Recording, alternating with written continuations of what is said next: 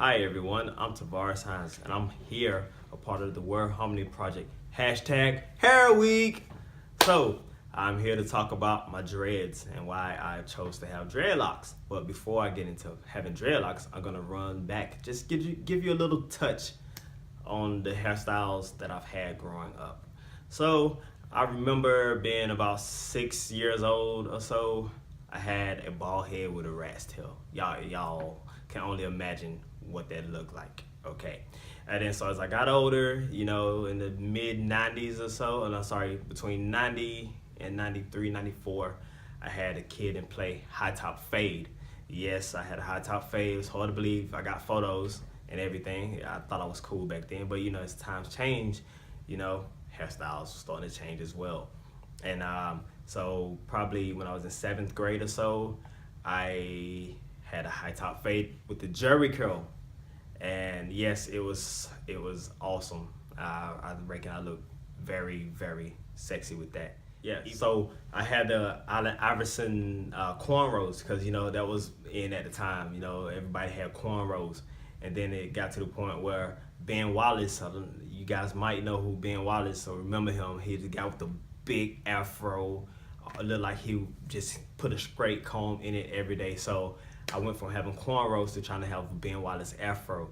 And I remember having a hot comb. Y'all know the hot combs that you would put on the stove and wait for it to heat up, and then to comb your hair out. You might get burns on the side of your face, and especially down here in the kitchen. But if you grease your hair, when the grease starts to melt, it burns your neck. And I remember times where that used to kill me.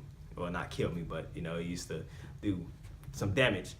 Also, as I got older, I decided, I'm gonna stick with cornrows because cornrows, it was easy to do, easy to maintain. But I do remember getting my hair done more than my sisters. And I would get my hair done every second day, and that drove my mom insane. So some days I went to school with cornrows. I take them out at school, and I go to school with a big afro. If you sleep funny on the afro, you're gonna wake up with your hair like, all different sorts of angles and everything. And then so as I graduated school, or getting ready to graduate school, I had cornrows. And then I decided to go into the military, where I had to have a shaved head. So I did my time in the military. I got out and I decided, I'm gonna move to Australia. Now, coming to Australia, I've been out here for 9 years, coming up to 9 years. But my mother, she came out in 2010, and I got out here in 2008. So my first few years here, it was very hard for me to find a barber. So I decided that, 2010, fly my mom out. So my mom come out, and then I told her, Mom, I really want dreads. And so my mom started growing my hair.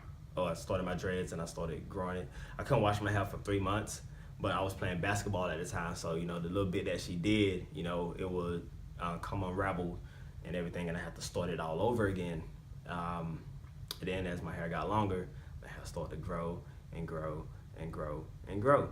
So now, which leads me to bring me up to today, where I really love my dreads because they symbolizes the amount of years that I've been in Australia that I can't find a haircut, a decent barber. But I do have a decent barber nowadays, to give me the edge up and everything. And I do have my hairdressers who I see every 2 months to get my roots touched up.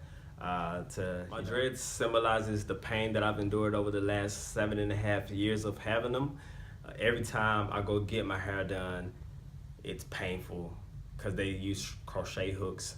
And for the people that have dreads and you get your hair crocheted, it's a painful process. But if you look after your hair, it's not as bad. And my hairdressers, they love me when I go down there because they don't put me in as much pain as I was probably 3-4 years ago when I didn't really look after my hair like I should.